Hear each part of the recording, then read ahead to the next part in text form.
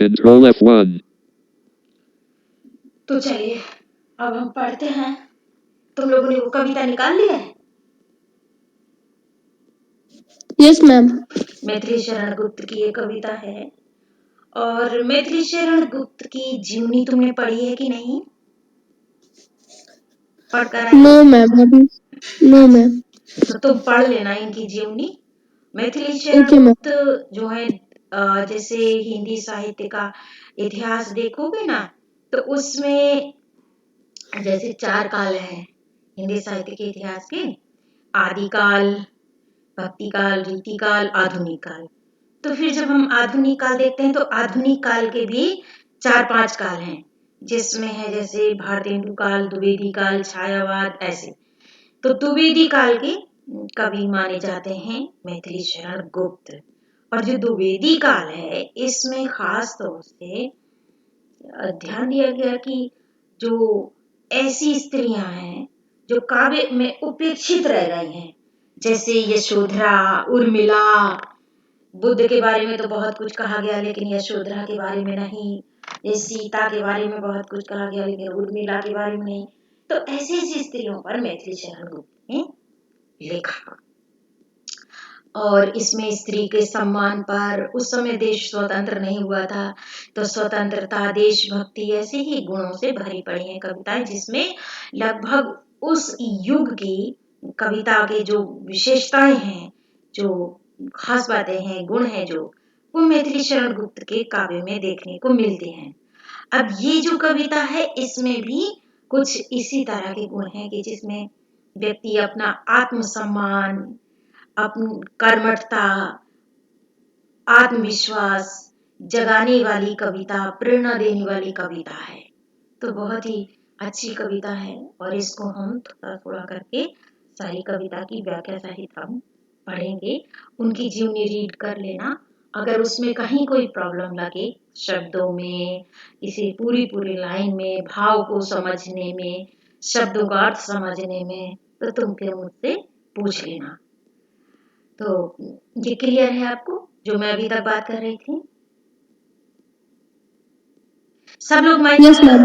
तीनों लोग mic on कर लो। कोई बहुत बड़ी क्लास तो है नहीं कि जिसमें दिक्कत आएगी। अगर आपके घर में कोई शोर शराबा नहीं है तो कर लो, ताकि जो भी बात मैं करूं आप तुरंत उसको रिस्पॉन्ड कर सकें। कविता कौन पढ़ेगा? मैम मैं पढ़ती हूँ। अच्छा ठीक है। सृष्टि जुड़ी हुई हो तुम भी? Yes ma'am. और आस्था? आस्था कहाँ है? Yes ma'am. Okay. Yes ma'am. तो आप लोग माइक ऑन रखो। हम 3-4 लोग ही तो हैं, कोई ज्यादा तो है नहीं कोई पढ़ने वाला। ठीक है? Okay ma'am. हाँ, और बारी बारी से सब लोग पढ़ा भी करो। ठीक है, अभी नैन्सी ने कहा है और नैन्सी पढ़ देगी। दूसरी कविता आपने ले ली है फोटो कॉपी कि नहीं ली है? यस मैम, सुमन मैम ने भेजा था, वो हम लोग ने निकाल लिया है। ठीक है, तभी फिलहाल हम इसको पढ़ते हैं। ठीक है, चलिए तो पढ़ो। Okay ma'am. थोड़ा नर हो। पहले एक बार पूरी पढ़ देना। बड़ी तो नहीं है ना ये कविता, छोटी ही तो है शायद, मुझे याद आ रहा है। हाँ यस मैम। हाँ, तो पहले एक बार पूरी पढ़ के और फिर थोड़ा थोड़ा पढ़ना, एक एक आधी आधी लाइन। Okay ma'am. नर हो न निराश करो मन को, कुछ काम करो कुछ काम करो, जग में रहकर कुछ नाम करो। यह जन्म हुआ किस अर्थ अहो, समझो जिसमें यह व्यर्थ न हो। कुछ तो उपयुक्त करो तन को, नर हो न निराश करो मन को। हो गया? हाँ यस मैम, ये पहला वाला है, इतना ही। अच्छा, तो अब देखो जो पहला लाइन है, बिल्कुल, नर हो न निराश करो मन को। नर यस मैम। नर का मतलब क्या होता है? मतलब मैम जैसे हम लोग हैं व्यक्ति, पुरुष, पुरुष को कहा जाता है नर। वैसे तो हो, देखिए नर का मतलब होना चाहिए मनुष्य, पर नर मनुष्य, सिंपल है इंसान। पुरुष के यस लिए। मैम। हाँ, तो अब देखा जाए तो कुछ इस तरह से हमारे जो हमारा व्याकरण है, जिसको अंग्रेजी में ग्रामर कहते हैं, वो इस तरह से बना हुआ है कि सारी जो विशेषताएं हैं लगता है कि पुरुष में ही है। नर को निराश नहीं होना चाहिए। नारियों को क्या करना है? उन्हें सिर्फ चूल्हा चौका करना है। तो अब ऐसा है कि ये पुरुष ने एक कविता लिखी है, तो वो ऐसे ही शब्दों का इस्तेमाल करेगा। हालांकि कई बार तो लड़कियों को खुद नहीं पता चलता, स्त्रियों को खुद नहीं पता चलता, वो खुद ऐसी ही कविता लिख जाती हैं। उन्हें नहीं लगता कि हम ये शब्द कैसा शब्द है, जबकि इसमें होना चाहिए कि मनुष्य हो तो मन को न निराश करो, है ना? मनुष्य हो, मन को न निराश करो। होता तो दोनों पर लागू हो जाता, पर नर है। पर मैं आप लोगों से कहूंगी कि यहाँ पर नर की जगह आप मनुष्य ही समझते हुए समझिए कि आप अगर नर हैं, नर मत जिसमें नर का मतलब सिर्फ पुरुष नहीं होना चाहिए, इंसान है, मनुष्य हैं आप, तो आप कुछ भी करने की क्षमता रखते हैं, क्योंकि इस दुनिया में बड़े से बड़ा काम मनुष्य ने ही किया है। जो काम जानवरों के लिए, पक्षियों के लिए संभव नहीं है, वो सभी काम मनुष्य कर सकता है। तो कब नहीं कर पाता? जब वो या तो हीन भावना से ग्रस्त होता है, निराश होता है कि ये काम तो बहुत कठिन है, कैसे हो पाएगा, तो फिर उसकी ऊर्जा नष्ट हो जाती है और वो नहीं कर पाता है। लेकिन अगर वो ये सोच ले कि नहीं, मुझे कुछ ना कुछ करना है और जो करना है उस पे पूरी लगन से करना है, और जब कुछ तो ऐसा काम करना है जिसमें संसार में मेरा नाम हो, कोई याद करने वाला हो कि उसने ये अमुक योगदान दिया समाज के लिए, देश के लिए, राष्ट्र के लिए, मुझे ऐसा कुछ काम करना है, तो वो जरूर कर पाएगा, कर पाएगी। स्त्री हो, लड़की हो, पुरुष हो, लड़का हो, कोई भी हो, मनुष्य ही है। तो दोनों ही मनुष्य ये कार्य कर सकता है। मैं इस यहाँ पर नर लेखक ने लिखा है, पर मैं चाहूंगी कि इसे नर और नारी के भेद के बिना ही इस कविता को समझा जाए। जिस समय मैथिली शरण गुप्त लिख रहे थे, उस समय वो ऐसा नहीं है कि स्त्रियों की पराधीनता के पक्षधर थे। वो स्त्रियों के सम्मान के, स्वतंत्रता के सब पक्षधर थे। उदार कवि हैं, लेकिन व्यवस्था ऐसी है कि कवि को शायद वैसे ही शब्द मिलते हैं, और कवि ने सोचा भी नहीं होगा कि कभी जब कोई स्त्रियां स्त्रियां इसको पढ़ रही होंगी तो वो क्या सोचेंगी कि सिर्फ नर को नहीं निराश होना है। क्या हम लोगों को निराश होकर के कोई भी बड़ा कदम नहीं उठाना है, सिर्फ घर के चूल्हा चौका सफाई ही करना है क्या? क्या ये सवाल उठेगा? तो शायद उनका ध्यान ही नहीं गया होगा, नहीं तो वो कोई अच्छा सा शब्द शायद सोच लेते। तो आप ये ध्यान रखिए कि आपको जो भी कार्य करना है, जो भी आपका लक्ष्य है, जो भी आपका एम्बिशियस है, उद्देश्य है, कि आप तो हिंदी के स्टूडेंट हैं, तो मैं ज्यादा से ज्यादा अंग्रेजी के शब्द बोलती हूँ और साथ में हिंदी के भी बोलती हूँ, ताकि आप समझ पाए। तो ये अर्थ आप ग्रहण कर पाए, या भी कुछ इसमें पूछना है इस लाइन में? No ma'am. आगे बताओ, इसी की लाइन जहां से रह गई है। मैंने तो एक ही लाइन बोली ना, अब हाँ, तुम सिर्फ एक लाइन उसके पढ़ो। बाद है कुछ काम करो, कुछ काम करो, जग में रहकर कुछ नाम करो। ये भी मैंने इसमें समाहित किया ही है ना?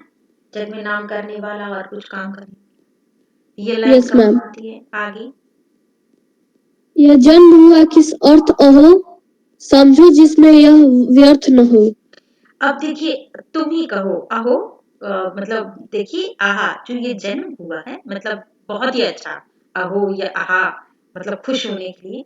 तुम ही बताओ, जो इतना अच्छा जन्म मिला है, किसका? मनुष्य का।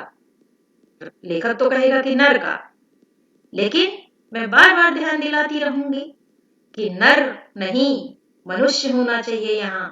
नारी का जन्म क्या नर्क भोगने के लिए है? यहाँ पर नारी गुलाम बना के रखी गई है, नारी संपत्ति बना के रखी गई है, लेकिन अब वो इस चीज से बाहर निकल रही है। वो संपत्ति कमाती है, संपत्ति अर्जित करती है। अब वो संपत्ति स्वयं संपत्ति नहीं है, स्वयं अब वो इंसान है। तो ये जो मानव जन्म मिला है, जो मनुष्य का जन्म मिला है, जिसमें कार्य करने के लिए हाथ पैर के साथ साथ दिमाग भी है और फिर उस एक भाषा है।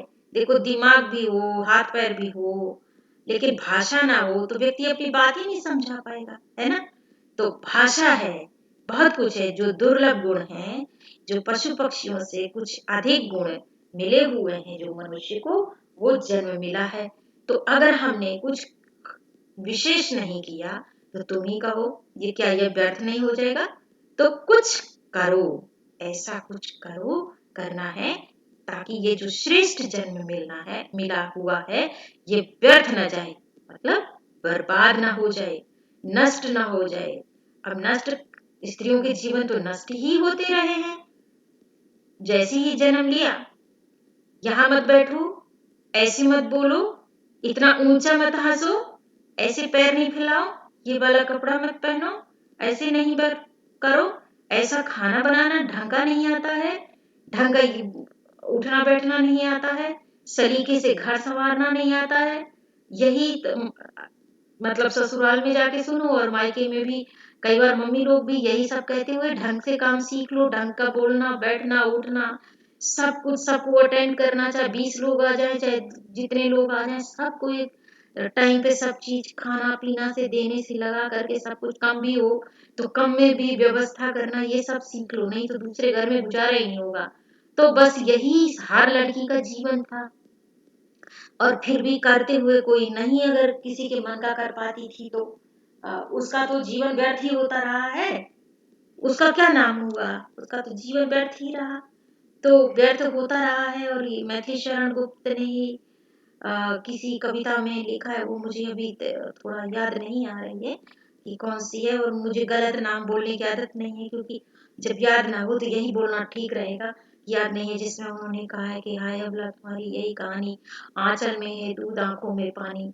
तो अबला की यही कहानी नहीं होनी चाहिए, और ये चीज अबला अब सबला होती जा रही है, और वो अब किसी की प्रॉपर्टी नहीं है, संपत्ति नहीं है, इंसान है वो। तो भले ही पूरी तरह से अभी उसको वो अधिकार दिए नहीं गए हैं, लेकिन अब जब लड़कियां पढ़ लिख रही हैं तो अपने अधिकार वो खुद लेंगी, और कोई नहीं देगा तो वो छीन लेंगी, क्योंकि कि तुम मनुष्य हो, तुम इंसान हो, ऐसा कोई काम नहीं है जो तुम लोग कर नहीं सकती हो। तो कोई करने देगा तो करोगी, नहीं करने देगा तो अपनी इच्छा शक्ति से करोगी, है ना। तो तुम कुछ करना है जिससे तुम्हारा नाम हो और ये जीवन व्यर्थ न जाने पाए। जब तुम्हें भी वैसे ही हाथ पैर दिमाग सब कुछ मिला है, तो तुम ही क्यों खाली चूल्हा चौका में ही अपने को खर्च करोगे। मैं आज के संदर्भ में इस कविता को तुम्हें ध्यान दिला रही हूँ। हालांकि हो सकता है मैथिली शरण गुप्त ने जब लिखा होगा तो वो स्वतंत्रता के लिए आह्वान कर रहे होंगे कि तुम नर हो, तुम स्वतंत्रता के लिए कुछ करो, तुम आजादी के लिए कुछ करो, अपने देश के विकास के लिए कुछ करो, ताकि तुम्हारा नाम हो, तुम्हारे देश का नाम हो। तुम तो नर हो, पुरुष हो, तुम किसी भी बड़ी सी बड़ी बाधा को पार करके तुम्हारे अंदर वो ताकत है कि तुम कर सकते हो। और मैं आज की लड़कियों को आज के संदर्भ में पढ़ाना चाहूंगी कि तुम्हारे सामने कई बाधाएं हैं, परिवार की, समाज की, लेकिन उन्हें तुम्हें जब प्यार से, नाराज होके, रूठ के, समझा के, मना के, जैसे भी तोड़नी पड़े तोड़ना है और तुम्हें आगे बढ़ना है। और मैं ये नहीं कहती खाना मत बनाना, खाना बनाना भी बहुत जरूरी है। ये निकम्मापन है जो पुरुषों में गुण नहीं होता है। आगे आने वाले बच्चों को ये गुण भी सिखाने हैं। खाना भी बनाना है, सफाई भी करनी है, पर उसी में नहीं खपा देना है, देख के करना है कब सफाई करनी है और कब अपनी नौकरी पर ध्यान देना है। मैं भी तो घर के सारे काम करती हूँ, है ना। तो इसी तरह से तुम्हें भी करना है। तो ये क्लियर है। ये कविता पुराने संदर्भों को भी बताती जा रही हूँ और अभी के भी, कि जो तुम्हें समझनी चाहिए, क्योंकि प्रेरणादायक कविता है। तो प्रेरणाएं परिस्थितियों के हिसाब से तो लेंगे ना हम, है ना। ये क्लियर है कि नहीं? ये किसी को कुछ कहना है? No ma'am. लो किस बात का समझ नहीं आया या मतलब मैम कुछ कहना नहीं है, क्लियर है। क्लियर है? ओके, सवाल नहीं है कोई, उसके लिए नो है ना? हाँ यस मैम। अब आगे की लाइन, आगे बताओ। मैम आपने तो बता ही दिया, कुछ तो उपयुक्त करो तन को, नर हो न निराश करो मन को। हाँ वही, तन मतलब ये जो मनुष्य का शरीर मिला है। हाँ यस हाँ, मैम। फिर आगे मैम दूसरा है, दूसरा कविता, मतलब दूसरा उसका है। पैराग्राफ, हाँ उसे यस भी मैम। पहले एक बार पूरा पढ़ दो। संभलो की सुयोग न जाए चला, कब व्यर्थ हुआ सदुपाय भला, समझो जग को न निराश अपना, पथ आप प्रशस्त करो अपना, अखिलेश्वर है अम्बलबन को, नर हो न निराश करो मन को। अब इसी का थोड़ा थोड़ा पढ़ो। संभलो की सुयोग न जाए चला। संभलो मतलब संभल जाओ, अपना समय बर्बाद होने से पहले, ये जीवन व्यर्थ होने से पहले जाग जाओ, संभल जाओ, मतलब अपने कर्म पर लग जाओ। जो कर्तव्य करना चाहिए तुम्हें, जो कुछ एक उत्तम कर्म है, उस जो शुरुआत करनी है जिन कर्मों की, उसकी शुरुआत कर दो, संभलो, ज्यादा मत आलस करो, अपना समय बर्बाद मत करो, जल्दी ही संभल जाओ, जग जाओ, उठ जाओ, कई सब उसमें अर्थ आ सकते हैं। कहीं सुयोग न चला जाए, सुयोग अच्छा योग, जो एक हर कार्य का एक समय होता है ना? जैसे आज तुम यस पढ़ रहे मैम। हो, ये समय तुम्हारे पढ़ने के लिए ही है। अगर इस पढ़ाई के समय में अगर तुमसे कोई सिर्फ चूल्हा चौका रोटी पानी घर की सफाइयां ही कराता रहे, तो ये समय चला जाएगा। अगर ऐसे समय में तुम्हारे को कोई और दूसरी डिस्टर्बिंग मिल जाए, तो ये पढ़ाई का समय चला जाएगा। हालांकि कोई ये कह सकता तर्क दे सकता है कि पढ़ने का कोई समय नहीं होता। हाँ ठीक है, नहीं होता, पढ़ने के लिए कोई समय नहीं होता, लेकिन एक 60 साल का बूढ़ा जब पढ़ेगा तो सिर्फ अक्षर ज्ञान तो कर लेगा, लेकिन क्या वो एक अच्छी नौकरी कर पाएगा? क्या वो एक अच्छा बिजनेस कर पाएगा? क्या वो कोई अच्छा उत्पादन कर पाएगा? उसका शरीर तो अब थकने लगेगा, बूढ़ा हो गया है जल्दी से, तो दूसरों के लिए या अपने लिए कुछ विशेष तो नहीं कर पाएगा ना। तो हर चीज का एक समय होता है, तो सुयोग न चला जाए। जो एक अच्छा योग है कुछ कार्य करने के लिए, कहते हैं ना, यह मुहूर्त अच्छा है, वो योग अच्छा है। वो योग मतलब प्लस, प्लस हमेशा आप जानते हो जो चीज प्लस में होती है, कहते हैं ना ये चीज प्लस में है, ये हमारे प्लस में जाएगा, हमारे फायदे के लिए होगा, हमारे लाभ के लिए होगा। प्लस का मतलब लाभ भी होता है। प्लस का मतलब ये केवल यही नहीं होता कि 2 दूनी 4 हो तो 2 प्लस 2 4 होता है। तो प्लस का मतलब सिर्फ यही नहीं है। मैथमेटिक दृष्टि से ये प्लस का मतलब अपने लिए कुछ लाभ, है ना? तो ये सुयोग न चला जाए, मतलब जो एक अच्छा योग बन रहा हो कि तुम्हारे जीवन का जो युवा काल है, जो युवा काल में तुम अच्छे से अच्छा, बड़े से बड़ा, कठिन से कठिन कार्य कर सकते हो, ये युवा काल न चला जाए, ये सुयोग न चला जाए। क्योंकि युवा काल में तन भी अच्छा काम करता है और मन भी काम करता है। अच्छा श्रम किया जा सकता है, बेहतर सोचा जा सकता है ना? कठिन परिश्रम किया जा सकता है, तो ये सुयोग न चला जाए। अगर ये सुयोग चला गया, एक उम्र का एक अच्छा योग चला गया, वो जब किशोर से युवा हो रहे होते हैं और कार्य करने की अपार क्षमताएं हमारे अंदर होती हैं, अगर वो समय चला जाए तो फिर हम वैसे उपयोगी नहीं रह जाएंगे। तो इससे पहले कि ये एक अच्छा अवसर जीवन का चला जाए, इससे पहले तुम संभल जाओ, समय को बर्बाद मत करो। आगे इसी की लाइन, कब व्यर्थ हुआ सदुपाय भला। सदुपाय कभी व्यर्थ नहीं होता। अगर तुमने अपने अच्छे कर्म किए हैं और अपने कर्मों को, अपनी ऊर्जा को, अपनी मेहनत को, अपने श्रम को उत्तम कार्य में लगाया है, तो वो व्यर्थ नहीं होता, वो कब काम जरूर आता है। इसलिए अपना श्रम जो है ना, लगाना शुरू करो। ये मत सोचो कि हार हो जाएगी, जीत हो जाएगी, श्रम व्यर्थ हो जाएगा, हमें पता नहीं हमारे साथ क्या होगा। संशय मत करो, शुरू करो, है ना? कभी नहीं, सदकर्म कभी व्यर्थ नहीं होते, सदुपाय कभी व्यर्थ नहीं होते। उपाय उपक्रम करना, शुरुआत करना किसी कार्य के लिए। कुछ कार्य ऐसे होते हैं कि हमें पता नहीं होता कि ये हमारे लिए आसान होंगे कि नहीं होंगे, पर हम उसे करने के लिए उपयुक्त तो करना शुरू करते हैं ना, उपाय तो ढूंढना शुरू करते हैं। जब ढूंढते हैं, करते हैं, तो एक न एक दिन सफलता मिलती है। तो उपाय कभी व्यर्थ नहीं होता, सदुपाय मतलब अच्छे उपाय, अच्छे कार्य। अच्छे की परिभाषा यही है कि हम हमेशा ये देख लें कि अगर वो कार्य जो हम करने वाले हैं किसी के लिए नुकसानदायक तो नहीं है। चलो दूसरे के लिए लाभदायक ना हो तो कोई बात नहीं, तुम्हारे लिए लाभदायक है ना, तुम तो करोगे ही, लेकिन दूसरे के लिए नुकसानदायक तो नहीं। अगर दूसरे का इसमें कोई नुकसान नहीं है तो बस फिर वो सदुपाय ही है। चाहे दूसरों के लाभ के लिए किया जाए, चाहे अपने लाभ के लिए, चाहे सभी के लाभ के लिए। आगे समझो जग को न निरा सपना। समझो जग को ना निरा सपना। निरा सपना। इस संसार को सिर्फ सपना मत समझो। क्यों? क्योंकि बड़े बड़े हमारे यहाँ जो ऋषि मुनि हैं वो खुद तो घर छोड़ देते हैं, कोई काम धाम करते नहीं हैं। बिना मेहनत का जो मिल जाए कोई दे दे तो खा लेंगे, नहीं तो फल फूल खा लेंगे पेड़ों से तोड़ के।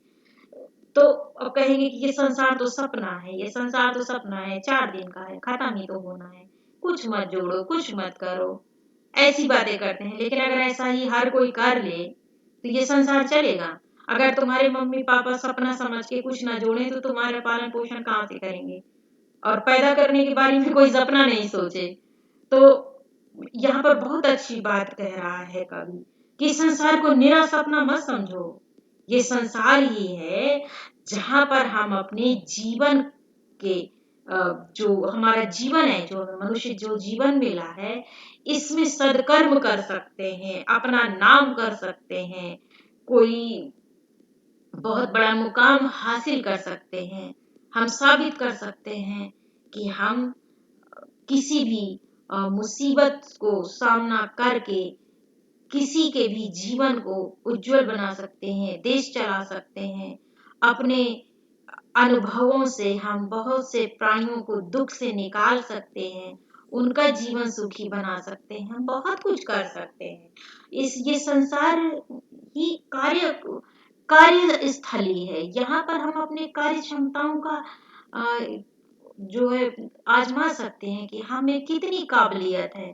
ये सिर्फ निरा सपना देखने की जगह नहीं है कि यहाँ सिर्फ सो और सपने देखो और सोचते रहो कि छोड़ो जीवन खत्म होने वाला है, संसार खत्म होने वाला है। इस तरह नहीं सोचना चाहिए, है ना? जैसे कुछ लोग इसी तरह का उपदेश देते हैं तो कभी उस चीज से बाहर निकाल रहा है। आगे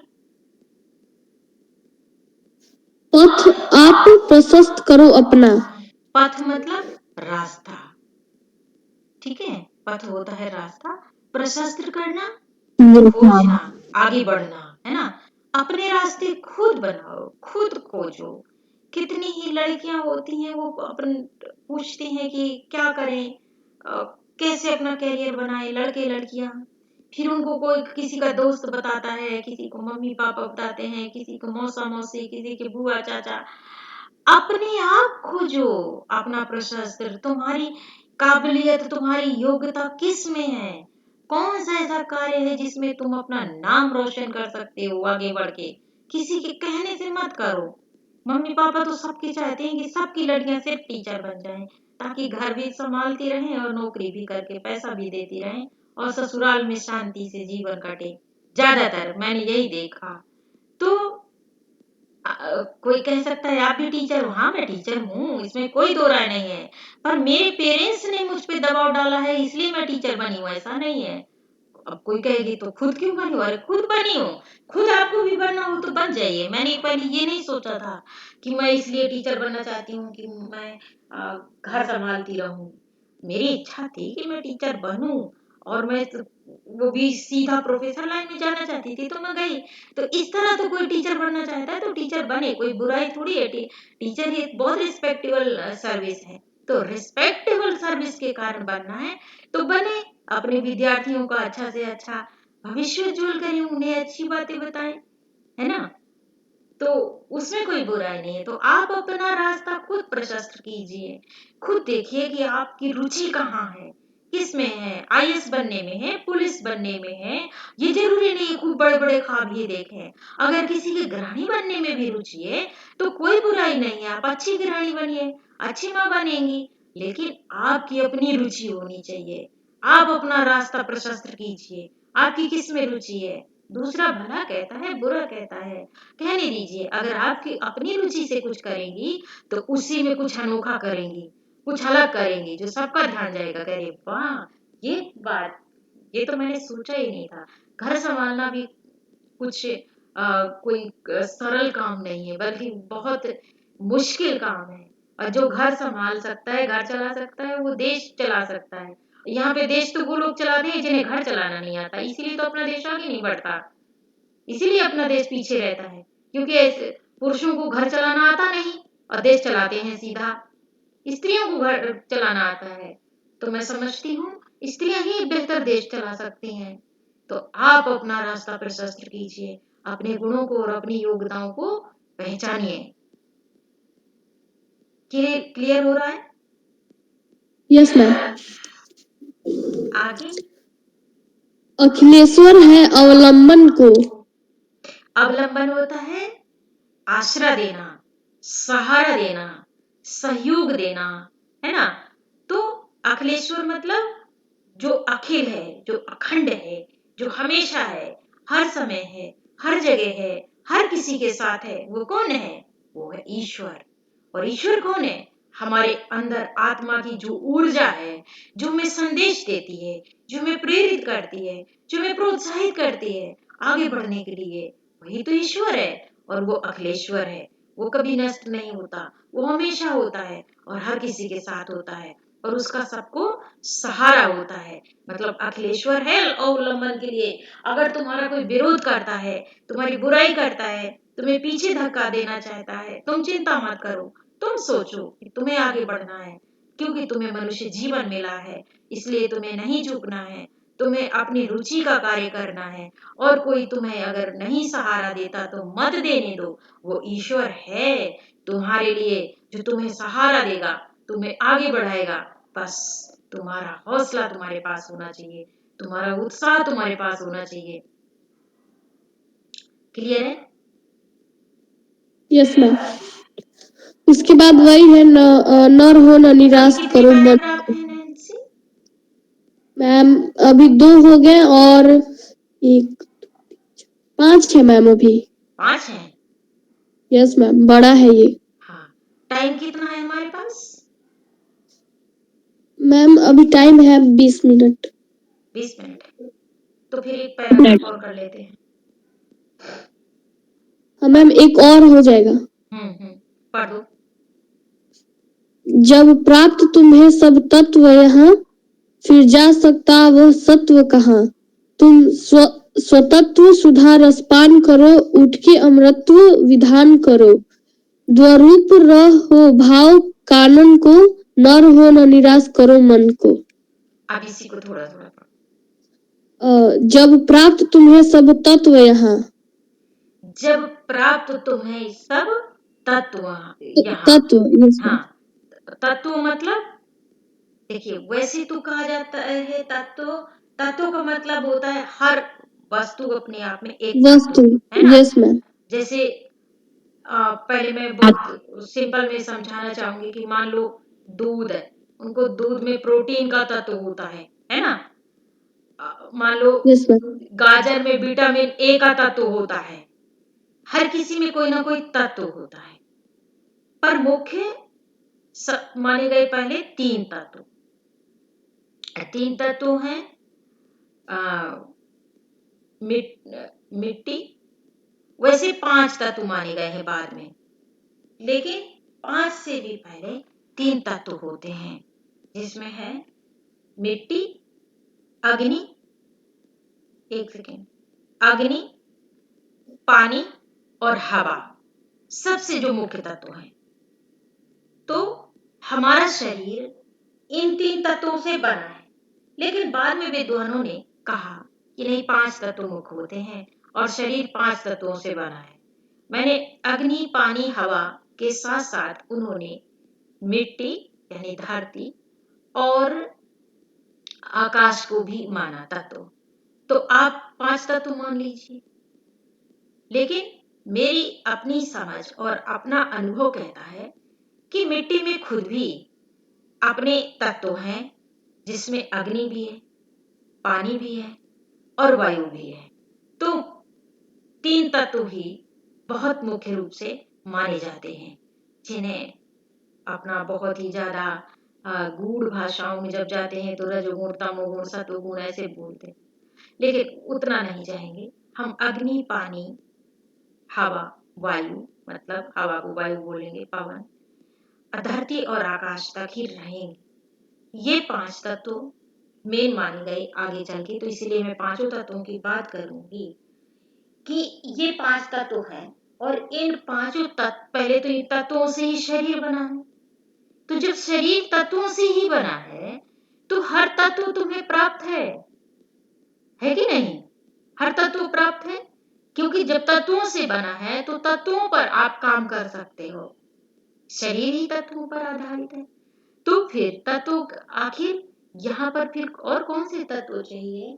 उत्साह का तत्व, लगन का तत्व, मेहनत का तत्व और सबसे बड़ी बात कि जो एक दिमाग, सोचने समझने की क्षमता का तत्व तुम्हारे पास क्या नहीं? सभी तत्व तुम्हारे पास मौजूद हैं।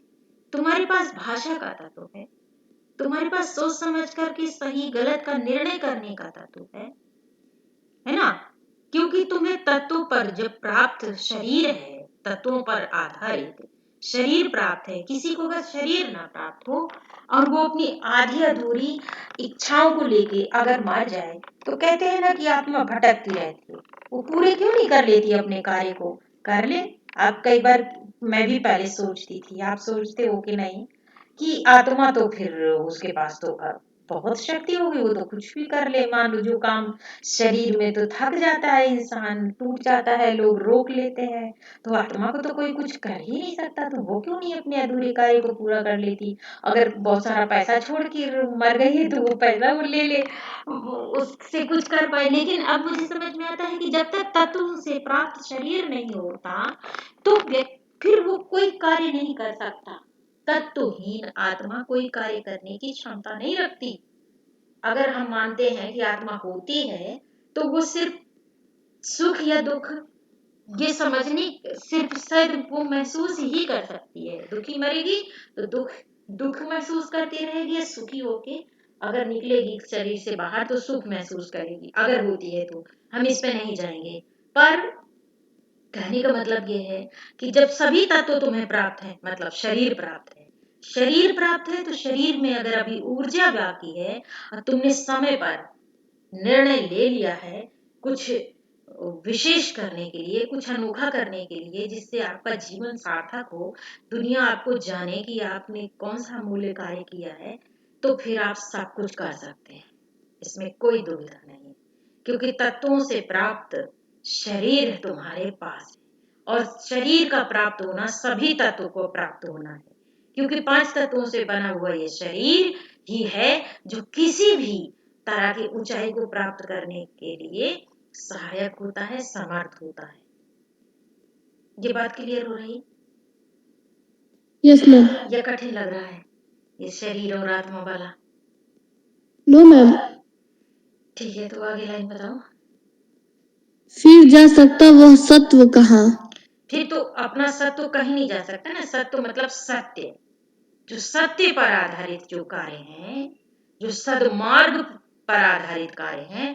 और मैंने पहले ही बताया कि सद्मार्ग का निर्णय होता है इस बात से कि उससे किसी का नुकसान ना होता हो, किसी की हानि ना होती हो, किसी के को धोखा ना दिया जा रहा हो, अपने या समाज के लाभ के लिए कार्य किया जाए, तो फिर उसमें उसका जो सत्व है वो कहीं नहीं खंडित होता। वो तत्वों को आगे सत्य की राह में आगे बढ़ाने के लिए वो सत्य काम करता है, आगे बढ़ाता है।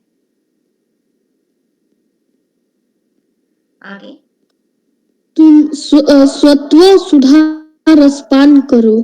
स्वत्व स्वयं, सुधा अमृत, पान करना पीना। अब ये तुम्हारी जिम्मेदारी है कि सदमार्ग में चल करके अपना नाम रोशन करके अपना यश कीर्ति बढ़ा के दूसरों के काम आके अपने अपने विकास को करके दूसरों का विकास के लिए कुछ कार्य करके वो अमृत, खुशी का अमृत, यश का अमृत अर्जित करो और उसे पान करो, मतलब पियो, आनंदित हो जाओ, आनंद को प्राप्त करो। गर्ल्स में लेफ्ट तो नहीं हो गई ना? No ma'am. अच्छा ठीक है, मुझे ऐसे थोड़ा सा एक एरर दिख लगा, लेफ्ट हो गई। आगे भी ये पैराग्राफ है क्या अभी? हाँ यस मैम। उठ के अमृतत्व विधान करो। और अमृत पान करने को कैसे मिलेगा? पहले अमृत तो विधान करना पड़ेगा ना। जैसे अमृत यहाँ पर क्या है? अमृत यही है जो हमें आनंद और खुशी देने वाली काम कार्य हमारी। और आनंद और खुशी किससे मिलेगी? जब हम कुछ ऐसा कार्य करेंगे कि लोग कहेंगे कि वाह भाई, वाह बहन, वाह नैन्सी, वाह आस्था, तुम तो हमारा मार्गदर्शन बन गई, तुमने हम ऐसा किया कि जिससे हमारे अंदर भी हौसला आ गया, हम भी आगे बढ़ सकते हैं, हम भी ऐसा कर सकते। अगर ऐसा कुछ किया तो तुम्हें खुशी मिलेगी, आनंद मिलेगा, ऊर्जा मिलेगी, तुम्हें लगेगा कि और बेहतर कार्य करो। तो ये अमृत तो विधान करना पड़ेगा। मतलब विधान कैसे करोगे? पहले कुछ करने की शुरुआत करोगे और कैसे करना है वो नियम बनाओगे। विधान होते हैं नियम, वो कुछ नियम बनाओगे, कुछ वसूल बनाओगे अपने। अब हर किसी के अपने कुछ वसूल होने चाहिए। अपने वसूलों पर, अपने सिद्धांतों पर व्यक्ति जब कायम होता है तभी कुछ कार्य कर पाता है। नहीं तो जैसे मान लो तुमने सोचा कि तुम टीचर बनना चाहती हो, अध्यापक बनना चाहती हो, लेकिन किसी ने कहा अरे नहीं, तुम तो डॉक्टर बनो। फिर तुमने सोचा चलो डॉक्टर बन जाते हैं। किसी ने बताया कि अरे डॉक्टर क्या, आजकल लड़कियां क्या कमाल कमाल काम कर रही, तुम तो पायलट बनो। अरे हाँ, फिर तो पायलट बनूं, मैं सबको उड़ाऊंगी। फिर कभी किसी ने कुछ कह दिया कि अरे इंजीनियर बनो। पायलट क्या चीज है, हवाई जहाज तो इंजीनियर ही बनाएगा ना पहले। तो किसी ने कहा तुम तो साइंटिस्ट बनो। तो उन्होंने तो पहले ही कहा था ना कि अपना मार्ग स्वयं प्रशस्त करो। तो यहाँ पर प्रशस्त कैसे करोगे? कोई विधान तो बनाओगे ना, अपना कोई नियम तो होगा। इतने बजे उठना है, इतना काम करना है, इस काम को करना है, उसके अंडर काम करना है, जो कुशल व्यक्ति है उससे मिलना है, उसका सहयोग लेना है। बहुत सारे है ना। एक नियम होगा कि इतने दिन, इतने बजे से इतने बजे तक ये काम करना है, कितनी कुशलता से करना है, एकाग्रचित्त होना है, नोट्स बनाना है, क्या क्या किया जा सकता है, ये सब विधान करना पड़ेगा, है ना। अमृत पान करो, लेकिन पान पान करने के लिए क्या ऐसे मिल रहा है कहीं पे जहां अंजलि पान दे और वो संजली में कोई डाल देगा? हमें विधान करना पड़ेगा, हमें नियम बनाने होंगे, तभी तो उन नियमों पर, खुद के नियमों पर चल करके। कभी यहाँ पर लोग सत्संग में ले जाएंगे, कहीं कुछ करेंगे, बताओ ये कैसे आगे बढ़े। दूसरों के नियम कभी काम नहीं आते हैं। दूसरों से पूछो, खूब पूछो, लेकिन अपना भी आत्ममंथन करो। बाद में ये देखो कि तुम्हें दूसरों के नियम बताए हुए काम आ रहे हैं या दूसरों के बताने पर कोई ऐसी कोई बात है कि जो तुम्हारा खुद का दिमाग भी चलने लग जाए, खुद की सूझबूझ काम करने लग जाए। जब तो पूछना बुरा नहीं है, सबसे पूछना चाहिए। किसी की बात ऐसी हो सकती है कि जो तुम्हें लगे कि वाकई तुम्हारे लिए वो सही साबित हुई, तो वो फिर तुम्हारी अपनी बात हो जाएगी। पहले ये निश्चित तो हो जाए कि उन्हीं का बताया हुआ सही था। तो सबसे पूछते हुए भी बाद में फिर विधान अपना ही हो। जैसे कि हम खाना बनाने की रेसिपी तो पूछ लेते हैं किसी से भी, यूट्यूब से भी देख लेते हैं, लेकिन बाद में जब वो खाना खाना बन जाता है तो वो किसकी बनाई हुई सब्जी या दाल होती है? अपनी, है कि नहीं? और यस बाद मैम। में वही खाना उसी रेसिपी से कोई दूसरा बनाता है और एक तुम बनाते हो, दोनों में कहीं ना कहीं स्वाद का छोटा मोटा ही सही डिफरेंट होता है। तो सबका अपना अलग सत्य होता है, फिर निकल के आता है। तो आप अपना खुद विधान बनाएं, अपने नियम बनाएं, अपने सिद्धांत बनाएं कि आप किन सिद्धांतों पर चल करके और किन नियमों के आधार पर आप अपना लक्ष्य हासिल करेंगे, अपना उद्देश्य हासिल करेंगे। क्लियर है? Yes ma'am. आगे द्वरूप रहो भव कानन को। ये नेक्स्ट पैराग्राफ पढ़ रही हो? नो मैम उसी में है। अच्छा पढ़ो। द्वरूप रहो भव कानन को, नर होना निराश करो मन को। अच्छा इसका थोड़ा सा ये लाइन जो पहला शब्द है क्या है? द्वरूप रहो क्या है? हाँ, द्वरूप रहो भव कानन को। द्वरूप रहो भव कानन को। Yes ma'am. ये क्या है? या दो रूप रहो, स्पेलिंग करो जरा। मैम द व रूप, द्वरूप है, द्वरूप। अच्छा भव कानन द्वरूप रहो भव कानन को। ये बात नहीं कुछ समझ आ रही। दो रूप का मतलब है कि दो रूप, पहले तो अर्थ समझ आ जाए। कानन होता है वन के लिए, और भव होता है ये भव, सारा संसार जितनी भी वस्तुएं यहाँ पर सब भव की हैं, भौतिक हैं। क्योंकि सब जो चीजें बनती हैं और नष्ट होती हैं उन्हें भौतिक कहा जाता है, तो भव ही है। लेकिन शायद दो रूप नहीं समझ आ रहा है। तो ऐसा करते हैं, यहाँ से मैं नेक्स्ट क्लास में पढ़ाती हूँ, और इसका तुम भी जरा अर्थ वर्थ देखना, मैं भी देखूंगी, और हाँ ओके मैम। है ना। और यहाँ से फिर आगे कंटिन्यू करते हुए ओके नेक्स्ट मैम। क्लास में पढ़ाती हूँ, क्योंकि आज पूरा वैसे भी नहीं हो पाएगा, और इसे थोड़ा खोजना पड़ेगा। ठीक है मैम। ये दो रूप का मतलब दो रूप से है, या दूर से है, या कुछ और है। तो मैं अब अटेंडेंस ले लूँ आप लोग? Yes ma'am. Meet dash teach attendance register 1 2021 22 20 dash 0 blank AD for 22 211,024 blank AC आज 5 24 है ना आपका रोल नंबर? Yes ma'am. 1 लगा attend दिया। 211,027 और blank 9 AC 6 27। Yes ma'am. 1 okay 211,029 A 211,066 A 211,075 A 211,103 A 211,149 A 211,157 blank AC 12 157 सृष्टि जुड़ी हुई। हाँ सृष्टि, आवाज क्लियर नहीं है पूरी मुझे। Yes ma'am. 157 है तुम्हारा?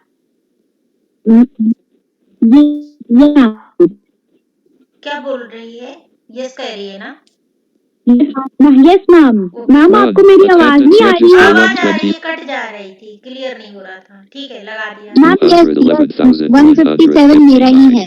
हाँ blank 211,115 A attendance register 1 ma'am वो मैंने 2021 द्वरूप रहो भव XLS left कानन bracket का ना इंग्लिश में दिया है, be like God of the forest of this world. इसे जरा लिख के मुझे तुम ना पर्सनल चैट पे भेज देना, फिर मैं देखूंगी। 211,157 1 AC अंग्रेजी 12 हिंदी दोनों लिख देना नैन्सी।